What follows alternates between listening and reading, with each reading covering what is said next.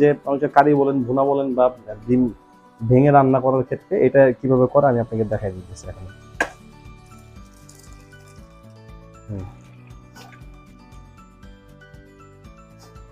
ডিমটাকে আমি এখন ঝুরি ঝুরি বা অনেকে ঝুরি ঝুরি খেতে চায়, ডিম ঝুরি। দেখেন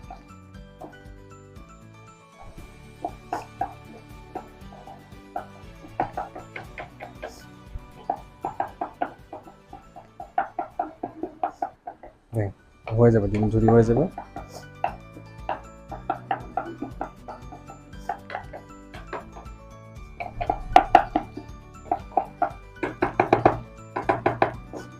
এখানে লেগে যাওয়ার বা পোড়া লাগার কিন্তু ভয় নেই। দেখেন আমার ডিম ভুনাটা কমপ্লিট। এই ডিম ভুনাটা অনেকেই বাচ্চারা আছে ডিম ঝুরি ঝুরি করে খেতে পছন্দ করে। আপনারা চাইলেই একটা ডিম ফেটে অল্প তেলে ডিমটা ঝুরি করে বাচ্চাদেরকে খেতে দিতে পারবেন।